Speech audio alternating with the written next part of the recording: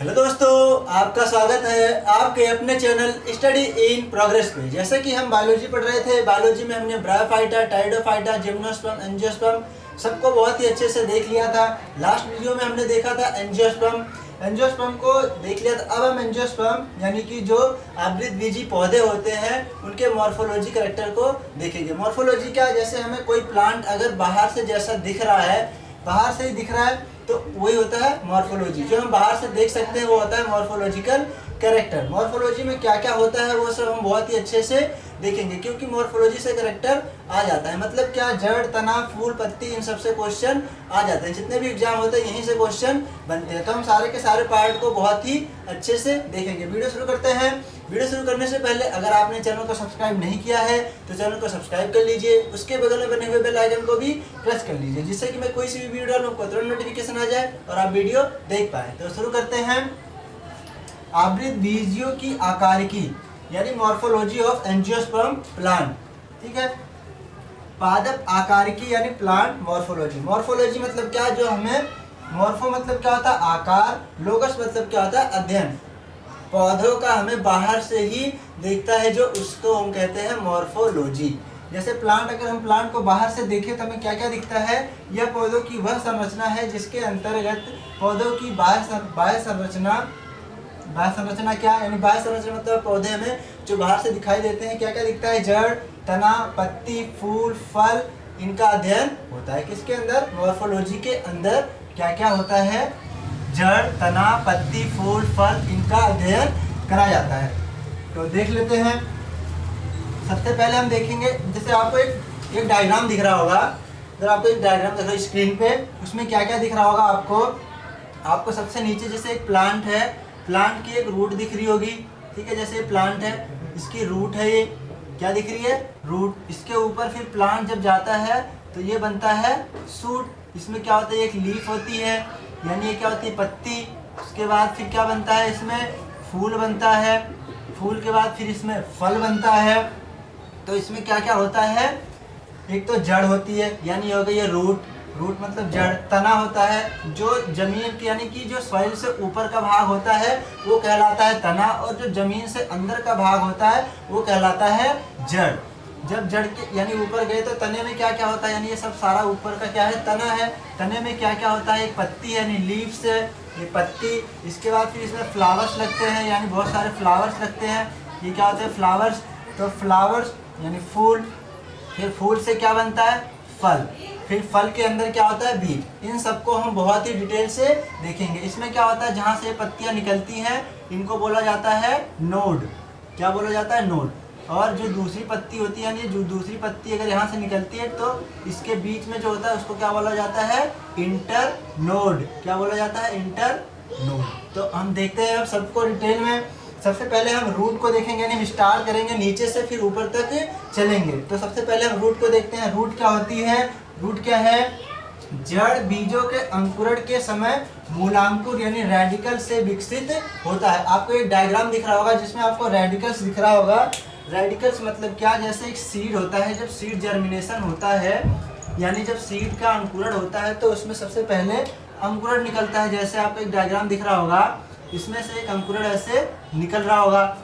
ठीक है, ये क्या होता है, जो निकल के रेडिकल्स मतलब क्या, मूलांकुर निकल के ये अंदर को जाता है जमीन के अंदर। ये क्या बना देता है, फिर जाके रूट बना देता है, यानी जड़ बना देता है। तो क्वेश्चन आता है कि जड़ किससे बनती है, मूलांकुर से बनती है।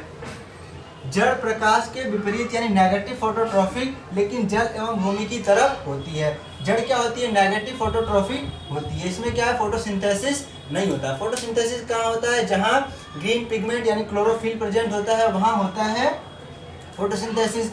ये जमीन के अंदर चला जाता है। फोटोसिंथेसिस के लिए क्या चाहिए, सनलाइट चाहिए। ये जमीन के अंदर होता है, इसे सनलाइट मिलती नहीं है, इसलिए यहाँ फोटोसिंथेसिस नहीं होता है। तो इसको क्या बोलते हैं, नेगेटिव फोटोट्रॉफिक बोलते हैं। जड़ जमीन के अंदर चली जाती है, जल एवं भूमि की तरफ जाती है। यानी जो वाटर होता है वो कहाँ होता है, सॉइल के अंदर होता है, जल के अंदर।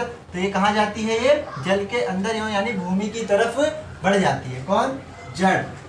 ठीक है, जड़ पेड़ की जड़ें मृदा से जल एवं विभिन्न प्रकार के खनिज लवणों का अवशोषण करती हैं। जो जड़ें होती हैं वो प्लांट के लिए क्या काम करती हैं? जो जड़ें होती है प्लांट के लिए जल एवं विभिन्न प्रकार के खनिज का अवशोषण यानी क्या अब्जॉर्प्शन करने में हेल्प करती हैं, जिससे क्या होता है कि प्लांट को जल और विभिन्न प्रकार के खनिज लवण मिल जाते हैं जो उसको एसेंशियल होते हैं यानी जरूरी होते हैं। जड़ों पर तनों के समान पर्व यानी नोड्स पाए जाते हैं, जो मैंने अभी दिखाया था। पर्व यानी नोड्स क्या होते हैं? नोड्स जहाँ से लीव्स निकलती हैं, वहाँ से टहनियाँ निकलती हैं, वो क्या होता है? नोड्स होता है।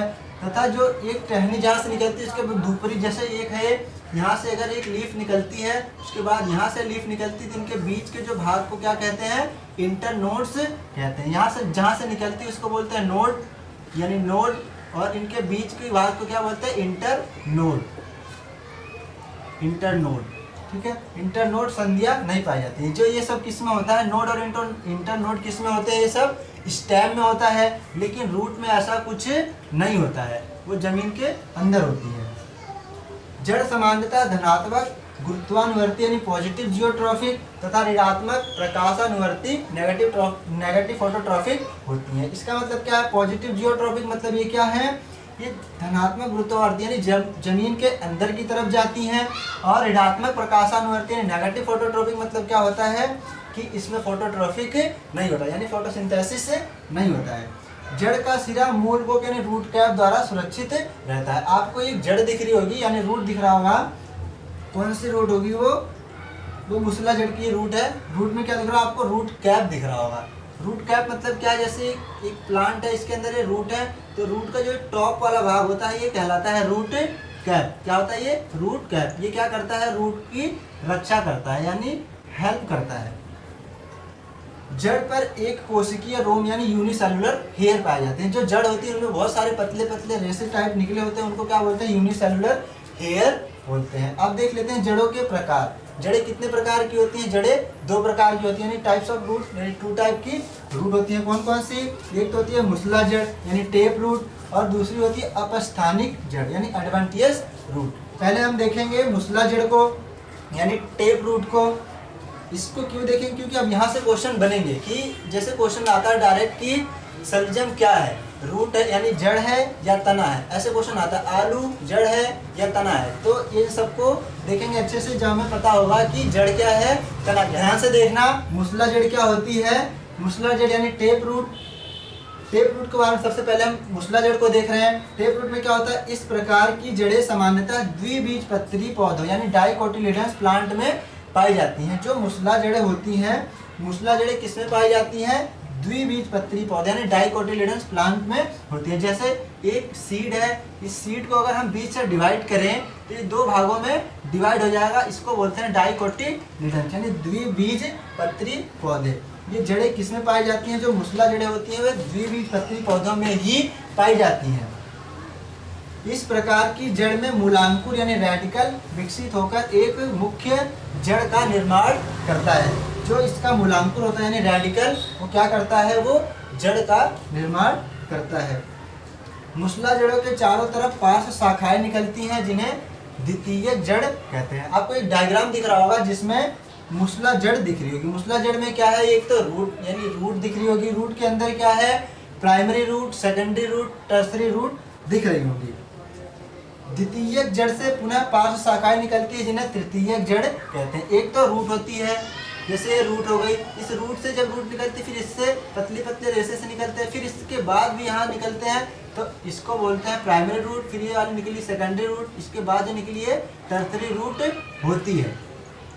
ठीक है, आगे देखते हैं। सारी जड़ मिलकर मुसला जड़ तंत्र यानी टेप रूट सिस्टम बनाती है। सारी जड़ प्राइमरी, टर्सरी और प्राइमरी, सेकेंडरी, टर्सरी तीनों टाइप की जड़ें मिलकर टेप रूट सिस्टम बनाती हैं। अब देख लेते हैं जड़ों का रूपांतरण यानी मॉडिफिकेशन ऑफ रूट। ये क्या होता है? जड़ों का रूपांतरण क्या होता है? जड़ें क्या होती हैं? रूपांतरित हो जाती हैं यानी चेंज हो जाती हैं। कैसे? कुछ पौधों में खाद्य पदार्थों का संचय करके मुसला जड़ें मोटी तथा मांसल हो जाती हैं। क्या होता है कि कुछ खाद्य पदार्थों को क्या करती हैं? वो स्टोर करके कैसी हो जाती हैं? मोटी और मांसल हो जाती हैं। तथा इस कारण इनकी आकृति भी बदल जाती है। जब ये मोटी और मांसल हो जाती है तो इनकी आकृति भी बदल जाती है। जब आकृति बदल जाती है उसके बेस पे इनको 4 भागों में बांटा गया है। किसको? जो मूसला जड़ें होती हैं। क्वेश्चन यहाँ से बनता है कि जैसे मूली क्या है, जड़ है या तना? तो ऐसे देखते हैं अब, क्या आकृति के आधार पर मूसला जड़ों को 4 भागों में बांटा गया है। पहला क्या है? तर्कुरूपी यानी फ्यूजिफॉर्म। ये क्या है? यह मध्य में फूल जाती हैं तथा आधार एवं शीर्ष पर पतली हो जाती हैं। आपको एक डायग्राम दिख रहा होगा जिसमें सारी की सारी जितनी भी ये जड़ें होती हैं सब दिख रही होंगी।